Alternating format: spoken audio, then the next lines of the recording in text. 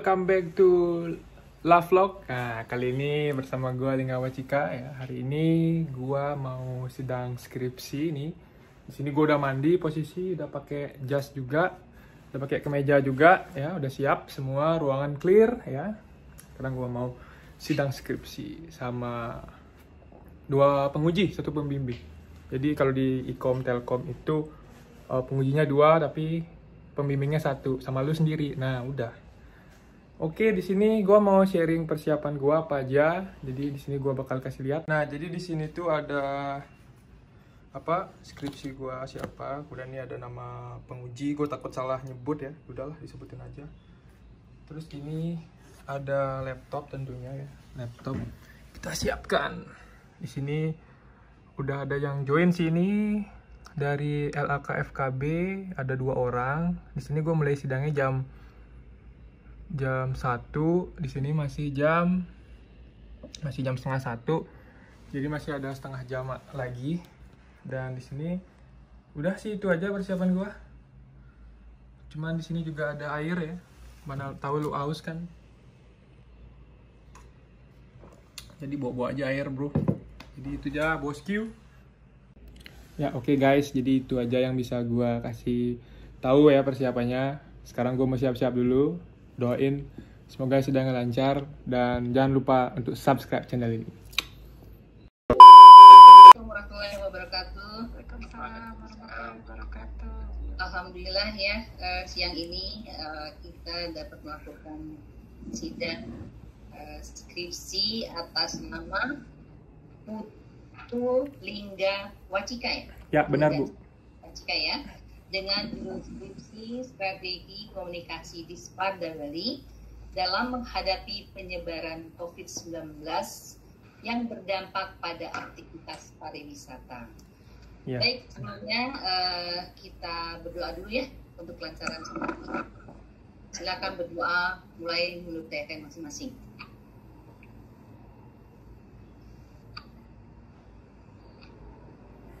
Selesai. Oke. Sebelum mulai sidang, saya selaku ketua sidang ingin memastikan ya, butuh apa di ruangan didampingi seseorang atau sendirian? Kebetulan saya sendirian Ibu. Ini bisa dilihat dengan lokasi saya, yaitu saya ada di kamar kos.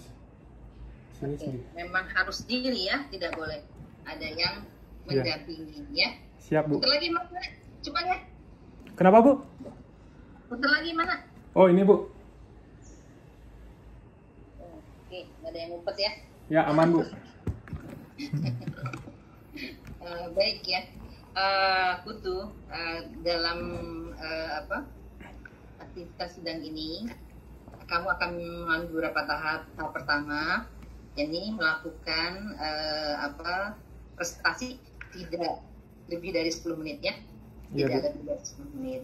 Kemudian dilanjutkan sesi keduanya adalah tanya jawab yang dimulai dari penguji 2, kemudian penguji 1 saya, dan nanti Bu Mei selaku pembimbing juga selaku pengujinya. Setelah itu sesi selanjutnya adalah nanti Putu dipersilakan untuk off dulu ya, sambil nanti dipanggil lagi oleh Bu Mei selaku pembimbing untuk kita berdiskusi dulu tentang hasil daripada diskusi atau tanya jawab yang di sesi tanya jawab tadi ya. Sudah itu nanti dipanggil, dan tahap terakhir adalah nanti ada pengumuman apakah Putu berhak lulus menyandang sebagai sarjana komunikasi atau harus mengulang ya. Baik, untuk menghemat waktu saya persilakan kepada Putu ya untuk presentasi. Oh iya, saya lupa Pak Ayub, terima kasih kehadirannya, juga Bu Mei sampai lupa belum nyapa itu ya. Terima kasih nih udah gabung. Mangga silakan Putu untuk presentasi tidak lebih dari 10 menit ya.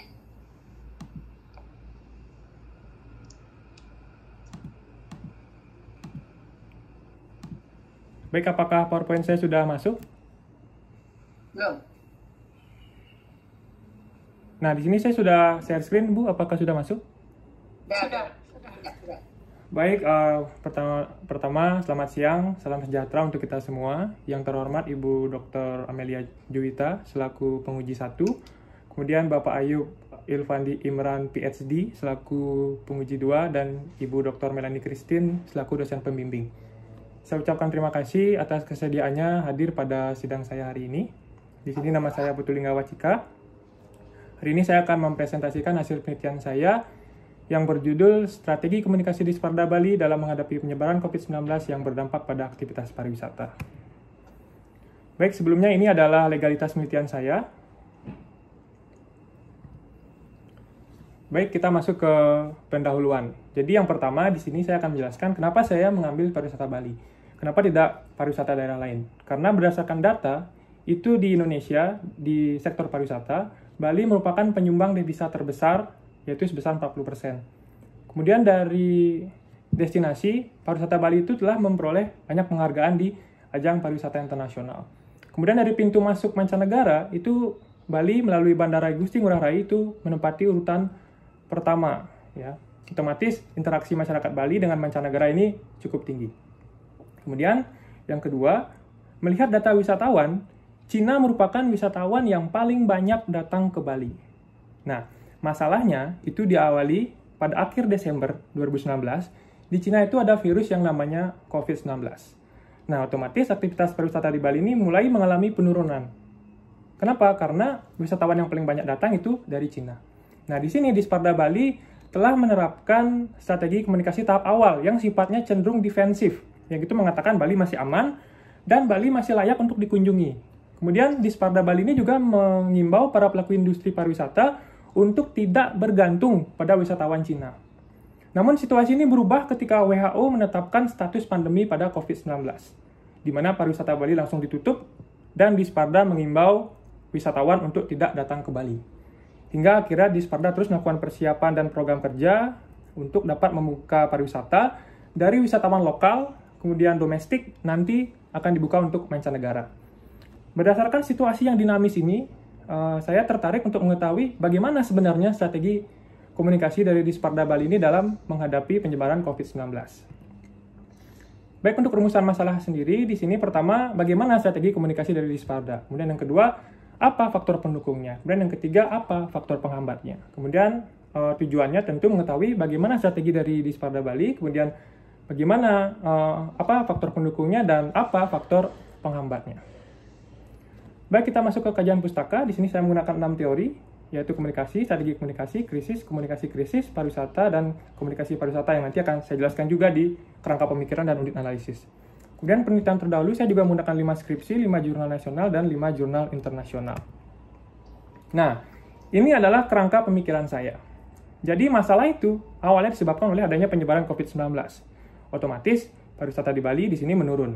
Nah, di Sparda Bali tentunya melaksanakan strategi komunikasi untuk mengatasi krisis, di mana tahapan pertama itu ada perencanaan. Menurut Friend dan ACV, itu mulai dari analisis masalah sampai dengan merencanakan monitoring dan evaluasi.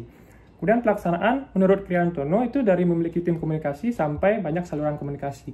Kemudian evaluasi dari Cangara, itu ada evaluasi program dan manajemen. Nah, dari aktivitas ini, tentu akan timbul faktor pendukung dan faktor penghambat yang akan menghasilkan komunikasi yang efektif. Di mana menurut Laswell, komunikasi yang efektif itu terdapat komunikator, apa pesan yang disampaikan, kemudian media apa yang digunakan, kemudian siapa target audiensnya, dan apa dampak dari komunikasi yang dilakukan. Nah, dari semua ini, maka timbullah judul saya, yaitu Strategi Komunikasi di Sparda Bali dalam menghadapi penyebaran COVID-19 yang berdampak pada aktivitas pariwisata. Baik, masuk ke metodologi penelitian. Di sini saya menggunakan paradigma konstruktivis, metode kualitatif dengan pendekatan studi kasus. Subjek penelitian saya yaitu Dinas Pariwisata Provinsi Bali, dengan objek penelitian yaitu strategi komunikasi yang dilaksanakan oleh Dinas Pariwisata Provinsi Bali. Kemudian untuk unit analisis, di sini ada 3 subunit analisis. Yang pertama ada perencanaan, di mana terdapat beberapa indikator dari analisis masalah sampai merencanakan monitoring dan evaluasi. Dan pelaksanaan, di sini indikatornya ada pelaksanaan program kerja di Sparda dan komunikasi krisis yang dikeluarkan oleh di Sparda Bali. Kemudian evaluasi, di sini indikatornya untuk mengetahui faktor pendukung dan penghambat dari strategi komunikasi yang dilaksanakan. Kemudian informan saya menggunakan 2 informan kunci dan 2 informan ahli. Kemudian untuk pengumpulan data saya menggunakan wawancara, observasi, dan dokumentasi. Kemudian teknik analisis data saya menggunakan reduksi, display, dan kesimpulan. Untuk teknik keabsahan data di sini saya menggunakan triangulasi sumber karena saya menggunakan lebih dari satu sumber. Kemudian triangulasi teknik di sini saya berusaha mengkombinasikan teknik utama saya yaitu observasi partisipan dengan beberapa teknik dan nantinya akan mengkonfirmasi ulang kepada informan kunci untuk mendapatkan data yang benar-benar valid. Kemudian triangulasi waktu di sini saya melakukan penelitian dari sebelum pandemi, pada saat pandemi, dan pada saat adaptasi kehidupan baru. Baik, kita masuk ke hasil penelitian dan pembahasan. Kita mulai dari perencanaan. Nah, pentingnya strategi komunikasi menurut Disparda Bali itu pertama untuk pemulihan pariwisata. Kemudian yang kedua, menciptakan rasa aman, baik itu bagi wisatawan maupun para pelaku industri. Kemudian yang ketiga, menginformasikan situasi dan kondisi pariwisata Bali. Kemudian yang terakhir, yaitu membantu pelaku industri pariwisata. Untuk tujuan komunikasi, di sini hanya ada satu tujuan, yaitu dapat melaksanakan aktivitas kepariwisataan di era new normal. Kemudian dari strategi perancangan pesan, ini ada informatif, yaitu menginformasikan situasi dan kondisi pariwisata Bali berdasarkan fase-fase yang telah ditentukan. Kemudian menyasar target audiens, di mana target audiensnya adalah wisatawan dan pelaku industri pariwisata. Kemudian penyampaian pesan melalui medium, di sini ada indikatornya yaitu anggaran, jangkauan audiens, dan tren wisatawan. Nah, menurut informan ahli, pentingnya strategi komunikasi ini dilakukan oleh Disparda Bali, yaitu untuk memberikan arahan dan juga sebagai sumber informasi agar tidak terjadi salah informasi. Kemudian, dalam perancangan pesan, Disparda Bali ini sangat melibatkan pemangku kepentingan pariwisata, sehingga di antara mereka tidak terjadi miskomunikasi. Nah, berdasarkan observasi peneliti, penyampaian pesan dari Disparda Bali ini cukup baik karena konsisten mengeluarkan imbauan, sehingga kita pun tidak mendapatkan informasi yang salah. Kemudian, dari media, ya jangkauan media yang paling besar yaitu dari Facebook, karena di sini saya mengobservasi interaksinya tinggi. Nah, kita masuk ke pelaksanaan. Di sini ada kerjasama. Yang pertama adalah sertifikasi protokol kesehatan, yang mana merupakan sinergi antara Disparda Bali dengan seluruh objek pariwisata yang ada di Bali. Tujuannya apa? Tujuannya untuk menciptakan rasa percaya wisatawan terhadap pariwisata yang ada di Bali. Dan ini merupakan yang pertama di Indonesia. Kemudian, tim komunikasi di sini dibentuk oleh Disparda Bali secara internal dan secara eksternal. Kemudian dari penetapan media, di sini Disparda Bali menggunakan media sosial seperti Facebook, Instagram, dan lainnya dengan konten yang sudah disediakan. Kemudian, website Loh Bali ini digunakan untuk tracing dan database wisatawan yang datang ke Bali di masa pandemi. Kemudian endorser di sini digunakan untuk mengedukasi dan mengajak wisatawan untuk mau datang ke Bali. Kemudian konferensi pers di sini digunakan untuk menyampaikan aktivitas apa saja yang sudah dilakukan oleh Disparda Bali kepada publik. Nah, menurut informan ahli, sertifikasi protokol kesehatan yang dilakukan oleh Disparda Bali ini cukup penting, bahkan sangat penting karena dapat dijadikan sebagai pedoman dan bukti bahwa pariwisata Bali itu memang sudah layak dan siap dengan penerapan protokol kesehatan yang berlaku. Kemudian website Loh Bali di sini menurut informan ahli konsepnya sudah baik tetapi implementasinya yang masih kurang. Kemudian endorser di sini menurut informan ahli ini waktunya kurang tepat sehingga kinerjanya kurang maksimal. Karena di saat pariwisata Bali belum benar-benar buka, itu mereka meng-hire endorser, itu dirasa buang-buang anggaran. Kemudian konferensi pers di sini tentu sangat penting untuk menyebarkan informasi. Kemudian berdasarkan observasi peneliti sendiri, website Loh Bali ini informatif dan interaktif. Informatif karena memberikan informasi mengenai situasi dan kondisi pariwisata Bali. Kemudian interaktif karena di sini wisatawan wajib mengisi form yang nanti akan direspon oleh Disparda Bali, baik berupa pemberian informasi ataupun pemberian reward. Nah, dari endorser sendiri, peneliti melihat banyak endorser yang berada di luar kontrak dengan Disparda Bali. Contohnya, karena di Bali itu banyak resort dan villa, mereka juga meng-hire endorser dan otomatis mereka juga mempromosikan pariwisata Bali. Nah, kita masuk ke evaluasi. Di sini ada evaluasi eksternal dan internal. Di eksternal itu ada verifikasi protokol kesehatan dan koordinasi dengan 12 negara lain terkait seleksi wisatawan yang nantinya akan masuk ke Bali. Kemudian evaluasi internal yaitu berdasarkan waktu pelaksanaannya itu ada yang dilakukan per hari, per minggu, kemudian per bulan, dan ada yang juga per tahun. Kemudian Disparda ini juga secara rutin memeriksa fungsi departemen mereka terkait program kerja apa saja yang sudah efektif dan apa yang belum. Kemudian masuk ke faktor pendukung, di sini ada peran media yang proaktif, kemudian dukungan asosiasi pariwisata, peran desa adat, dan dukungan masyarakat Bali. Kemudian faktor penghambatnya di sini ada penyebaran berita bohong dan ada beberapa pemahaman masyarakat yang masih keliru terhadap program pemerintah. Nah, berdasarkan observasi peneliti, desa adat ini merupakan faktor pendukung yang unik bagi Bali. Dan kinerjanya juga cukup baik ya bersinergi dengan Disparda Bali. Kemudian, kesadaran masyarakat Bali akan pentingnya pariwisata, itu saya rasa faktor yang baik untuk mendorong pemerintah dalam melaksanakan program kerja. Kemudian media yang saya pantau itu konsisten menginformasikan aktivitas-aktivitas apa saja yang dilakukan oleh Disparda Bali. Kemudian dari faktor penghambat, penyebaran berita bohong mengenai situasi Bali itu saya rasa ada dan sangat mengganggu pemerintah menyebarkan berita yang memang benar. Nah, selanjutnya ini adalah kerangka hasil penelitian saya mengenai strategi komunikasi yang dijalankan oleh Disparda Bali, mulai dari perencanaan hingga evaluasi. Baik, kita masuk ke kesimpulan dan saran. Di sini kesimpulannya adalah strategi komunikasi yang dijalankan oleh Disparda Bali ini tujuannya hanya satu, yaitu dapat melaksanakan aktivitas kepariwisataan di era new normal dengan cara pesan yang informatif dan menyasar target audiens. Pelaksanaannya dilakukan dengan kerjasama, yaitu melalui sertifikasi protokol kesehatan dan tim komunikasi. Kemudian juga pemilihan media, yaitu menggunakan media sosial, endorser, kemudian menggunakan website, dan juga menggunakan konferensi pers. Kemudian evaluasinya dilakukan secara internal dan eksternal. Kemudian dari faktor pendukung, di sini faktor pendukungnya adalah peran media yang proaktif, kemudian peran asosiasi pariwisata yang ada di Bali, kemudian peran desa adat, dan dukungan dari masyarakat Bali. Kemudian dari faktor penghambat, di sini adalah penyebaran berita bohong, dan ada beberapa pemahaman masyarakat yang masih keliru terhadap program pemerintah. Kemudian saran praktis yang bisa saya berikan, yaitu Disparda mungkin bisa menempatkan satu wakil di pintu kedatangan. Karena saya rasa ini sangat penting untuk mensinergikan program website Love Bali tadi. Kemudian yang kedua yaitu membuat satu program khusus bersama desa adat. Karena yang saya lihat di sini desa adat merupakan faktor yang unik bagi Bali dan mungkin di daerah lain tidak ada. Kemudian membuat special event, yaitu event virtual bersama industri pariwisata, agar di saat pariwisata Bali ini benar-benar dibuka, Bali bisa langsung gerak cepat dengan program-program yang ada. Kemudian saran akademis dari hasil penelitian saya, di sini saya tidak bermaksud untuk mengatur penelitian selanjutnya, ya. Tapi yang bisa saya sarankan yaitu meneliti pola komunikasi dari Disparda Bali dengan industri pariwisata, karena saya rasa ini terkaitan keduanya sangat erat. Kemudian seberapa besar peran desa adat? Karena desa adat yang saya katakan tadi merupakan peran yang unik dari pariwisata Bali. Kemudian bagaimana Disparda menjaga citra Bali? Karena di dalam destinasi pariwisata yang baik, tentunya terdapat citra atau image yang baik.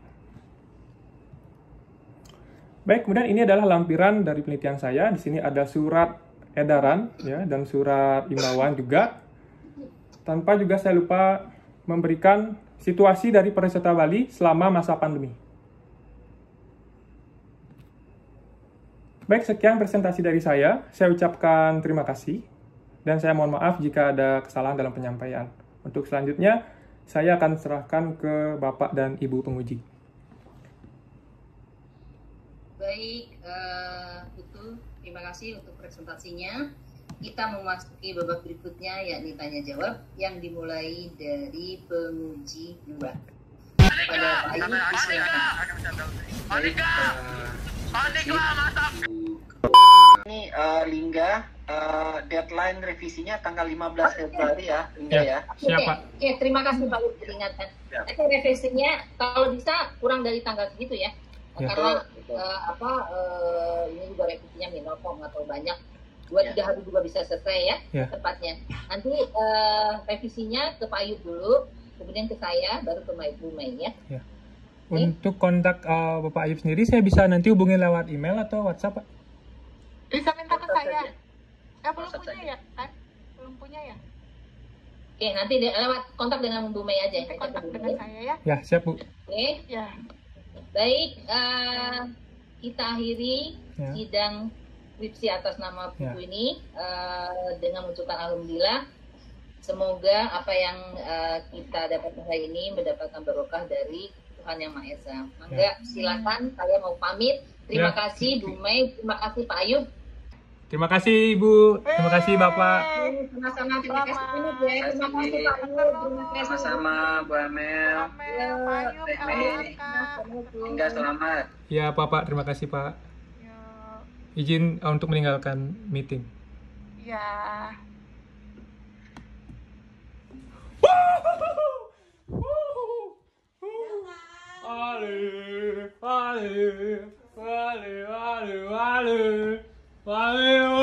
Yo,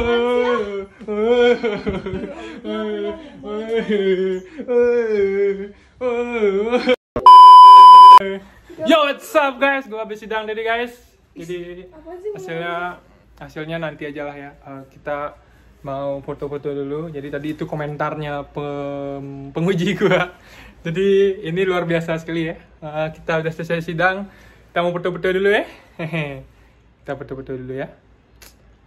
Woi, komentarnya gimana bro? Banyak bacot.